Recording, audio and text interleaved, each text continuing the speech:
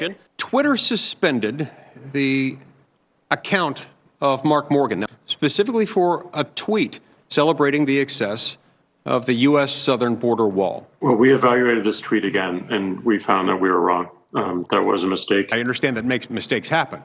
Mistakes happen a whole lot more, almost entirely on one side of the political aisle rather than the other. It's kind of funny how that all works out.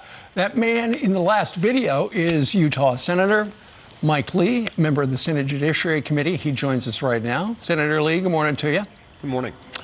You know, what was different about yesterday's hearing was members of the Senate Judiciary Committee had a whistleblower from inside and told them about these secret tools that nobody had heard about and the platforms that they use. Zuckerberg was asked about Tasks, which is a program, a tool used to coordinate, censorship, essentially, is what you said. But also, they talked about this program called Centra. And they asked Mark Zuckerberg about Centra, and he goes, I've never heard of that. But he must have had amnesia because then Facebook officials were saying, yes, that is something we've been using for a while. Yes, and this is just one more indication, Steve, of the fact that these two social media platform giants, Facebook and Twitter, have been offering one thing to the public. That is offering to their customers a neutral platform where people can have a conversation. And they say, we do not put our thumb on the scale politically. We're unbiased. And in fact, they're offering a very different product than that. You know, Steve, that violates Section 5 of the Federal Trade Commission Act because it's an unfair or deceptive trade practice.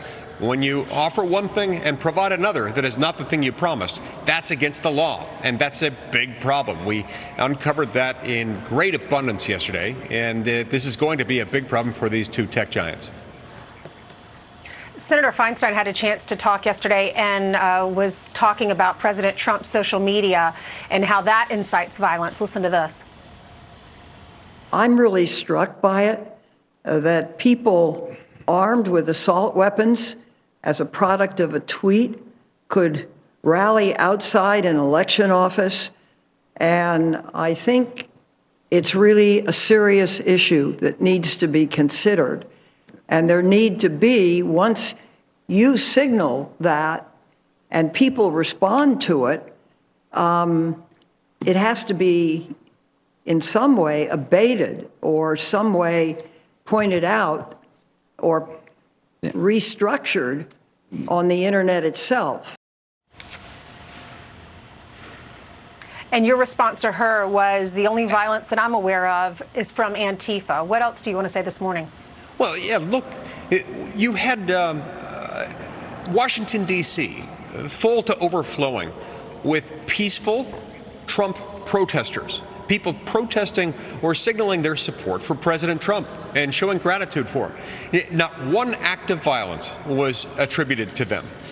Meanwhile, you had people shooting industrial-strength fireworks into places where they were eating. Mm-hmm. You had people approaching and beating up and saying vile things and putting people in physical danger, including elderly people, including women and children.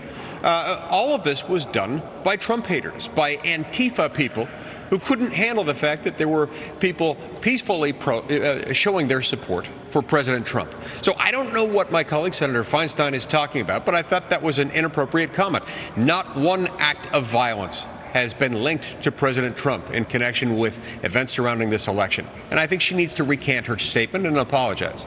And remember, Senator Cory Booker, who just reeks of politics, didn't want to get to the bottom of this, in my judgment, was saying, well, what are we going to do about the president and his Twitter? Yeah, we thought about that. These executives were saying before. Unbelievable coordination there. Senator Lee, I did notice that you brought up the anti-Biden ads about abortion. I did notice that you brought up that Mark Morgan's account was frozen. Oh, sorry about that. Shouldn't have done that. We'll look into it. But at the end of it, I thought to myself, I learned a lot. But what's going to change? And I understand that Republicans, Democrats, and these executives kind of agree that they should let everybody know about their path toward transparency. What goes into their decisions, we'd like to know. And we also have a regulatory framework. They are asking for an update. Last one was 1996. What are we going to get? Can you guys work together to get something, regardless of what they want? What are you going to give them? Okay, I think we can give a few things. First of all, I think no matter what, they are now headed for a major overhaul of Section 230 of the Telecommunications Decency Act. It is going to subject them perhaps to some liability. There could be other changes that take them outside of the 230 protection if they don't stop providing misinformation, if they don't stop lying to their own customers. I also think that out of this, even under existing law, even between now and whenever we can bring about such changes to Section 230, I think they've now given more than enough information to the Federal Trade Commission to be subject to aggressive action by the Federal Trade Commission for violating Section 5 of the Federal Trade Commission Act, because they've engaged in an unfair and deceptive trade practice. So I think there is a path forward here. Yesterday they made very clear that they've lied to their own customers, they've lied to the American people, they've coordinated with other people on the left in order to punish the right and make sure that the left wins. This isn't fair, especially when they speak in terms that make them sound like there's some sort of state-sponsored media. They're speaking with an air of officialdom in this, and that's not right. The American people aren't going to stand for it. Meanwhile, they've been to every other country, Vietnam, China. They go to those oppressive rules, and they say, oh, whatever you want, as long as we're allowed to advertise there. We don't care what you do to Muslims. We don't care what you do to your people. We don't care how you screen out what Google does. Just pay, but we just want the ad revenue. So I think it was a lot of things were exposed yesterday. All right, Senator Lee, thank you very much for taking a little time to join us this morning. Thank you.